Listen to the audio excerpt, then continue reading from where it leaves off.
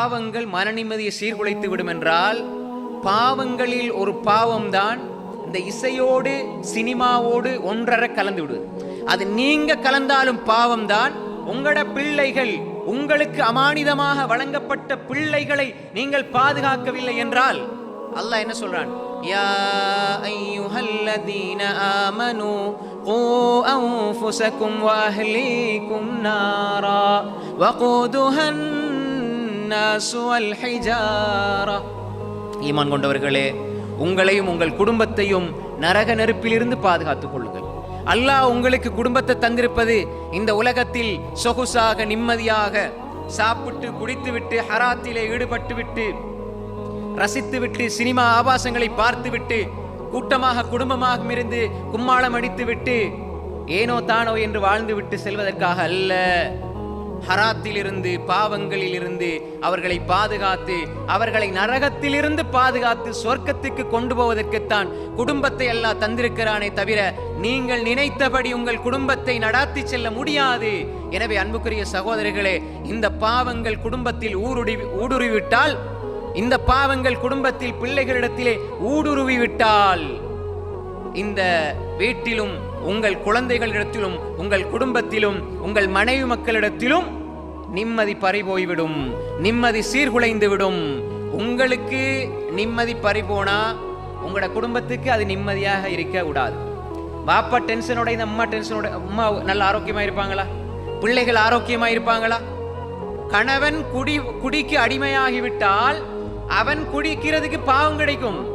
ஆனால் அந்த குடியால் அந்த குடும்பமே சீரழிந்து விடும். பார்க்கிறோமா இல்லையா? குடும்பத்துல நிம்மதி அழிந்து போதா இல்லையா? நீங்க குடிக்கிறீங்க, நீங்க உங்களோட வாழ்க்கையை பார்த்துக்கண்டு யாரும் முட்டுறதில்ல. ஏன் நீங்க குடிக்காதீங்க, சிகரெட் குடிக்காதீங்க, நீங்க மதுபானம் அருந்தாதீங்கன்றா ஏன் சொல்றாங்க தாய்மார்கள்? உங்களால் பிள்ளைகள் நாசமாகிவிடும், எனது எதிர்காலம் நாசமாகிவிடும், குடும்பத்தினுடைய கட்டுக்கோப்பு நாசமாகிவிடும். சில பொழுது குடிவெறியோடு வந்து மனைவியை தொடுவதற்கு பதிலாக மகளை தொட்ட வரலாறுகள் சம்பவங்களை கண்கூடாக இன்று பார்த்து கொண்டிருக்கிறோம். ஏன்? குடி. இஸ்லாமிய பெயரை வைத்துக் கொள்கிறார்கள், அப்துல்லா என்று பெயரை வைத்துக் கொள்கிறார்கள், குடிக்கிறார்கள், அவர்களுடைய நிம்மதியையும் சீர்குலைத்து விடுகிறார்கள், குடும்பத்தினுடைய நிம்மதியையும் சீர்குலைத்து விடுகிறார்கள். அப்ப இசை, சினிமா, விபச்சாரம், மதுபானம் இதுவும் எங்களது நிம்மதியை சீர்குலைத்து விடும். அன்புக்குரிய சகோதரிகளே, மதுப்பாவனை இதுவும் நிம்மதியை சீர்குலைத்து விடும். நான் சொல்லுகிற இந்த பாவங்கள் உங்கள் நிம்மதியை மட்டுமல்ல, உங்களை சார்ந்திருக்கிற உங்கள் பெற்றோர்களுடைய நிம்மதி, உங்கள் தாய் தந்தையர்களுடைய நிம்மதி, யாருக்காக நீங்கள் கையேந்தி பிரார்த்திக்க வேண்டுமோ அந்த தாய் தந்தையர்கள், அந்த உம்மா வாப்பாவுக்காக நீங்கள் பிரார்த்திப்பதற்கு பதிலாக பாவங்களை அந்த தாய் தந்தையர்களுக்கு பெற்றுக் கொடுக்கிறீர்கள் என்றால், அன்புக்குரிய சகோதரர்களே சகோதரிகளே, அதன் மூலமாக தாய் தந்தையர்களுடைய நிம்மதி இழக்க செய்கிறீர்கள், உங்கள் மனை மக்களுடைய நிம்மதி இழக்க செய்கிறீர்கள், குடும்பத்தின் நிம்மதி இழக்க செய்கிறீர்கள். ஒரு மனிதன் மதுபானத்துக்கு அடிமையாகிவிட்டால் அவனுடைய பொருளாதாரம் வீணாகும். வீண் விரயம் அல்லாஹ் விரும்புவதில்லை. வீண் விரயத்தை அல்லாஹு தஆலா ஹராமாக்கி வைத்திருக்கிறான். வீண் விரயம் வந்துவிட்டாலும் மன நிம்மதி போய்விடும். வீண் விரயமும் செய்வது ஹராம். அந்த வீண் விரயம் எதற்காக செய்யப்படுகிறது? ஒரு ஹராத்துக்காக. காசு பணத்தை செலவழிக்கிறாங்க, வீணா செலவழிக்கிறாங்க, மதுபானம் குடிக்கிறாங்கண்டா அந்த வாழ்க்கையில நிம்மதி இல்லாமல் போய்விடும், குடும்பத்தில் நிம்மதி இல்லாமல் போய்விடும். பிஞ்சு குழந்தைகளினுடைய இதயம் பாதிக்கப்படும். அவர் குடித்து விட்டால் அவர் சுயநினைவில் இருக்க மாட்டார்.